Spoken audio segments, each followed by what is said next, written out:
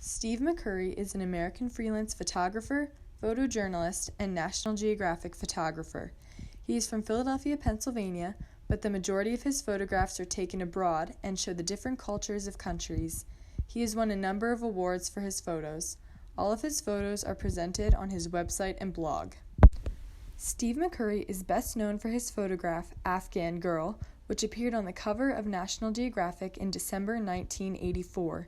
He took this photo while visiting a refugee camp in Pakistan. This image of a young girl, later identified as Sharbat Gula, is staring at the camera with a blank face and bright eyes. The complementary colors of the girl's piercing green eyes, the green background, and red scarf provide a good color contrast in this photo. The photograph can be left up to interpretation because the viewer does not know anything about the young girl and what she is feeling based on the expression on her face. However, if the viewer does have background knowledge on this photo, it can also be ethically evaluative because it displays the despair an individual went through during this time of conflict in the Middle East. This photo makes me feel concerned about her safety because of her blank gaze with eyes that stare right into me. This photograph is significant to the field because it became a symbol of the state of an Afghan person during the 1980s. The next photo that I took an interest in is Camels in Oilfield Al Amadi, Kuwait, taken in 1991. This photo is significant because Steve McCurry took this photo of an oil fire while on a tour of Kuwait following the end of the First Gulf War, showing the damage it caused. The photo can be separated into rules of thirds with the different levels portrayed in this picture, which are land, fire, and smoke. The backlighting that is coming from the fire creates the silhouette of the camels.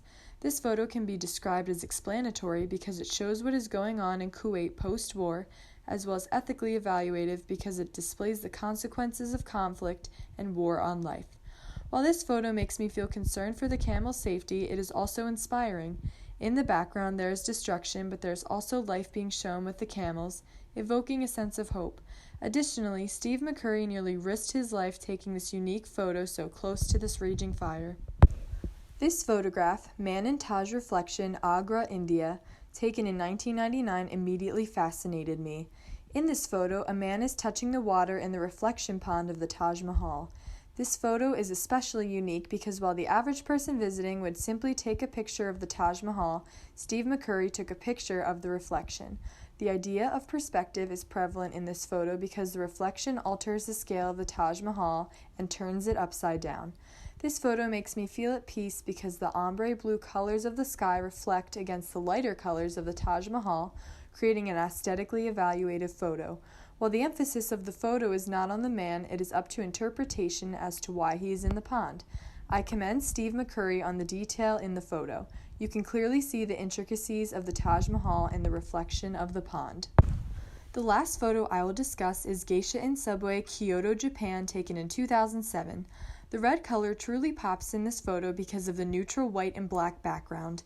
It is interesting that Steve McCurry chose to photograph this by placing the subject in the center of the photo because that is not something photographers often do with composition.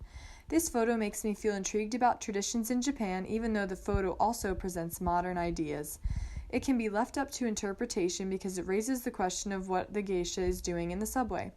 This photo is significant and unique because it displays a juxtaposition of ancient and modern-day Japan, therefore showing the changes in the culture over the years.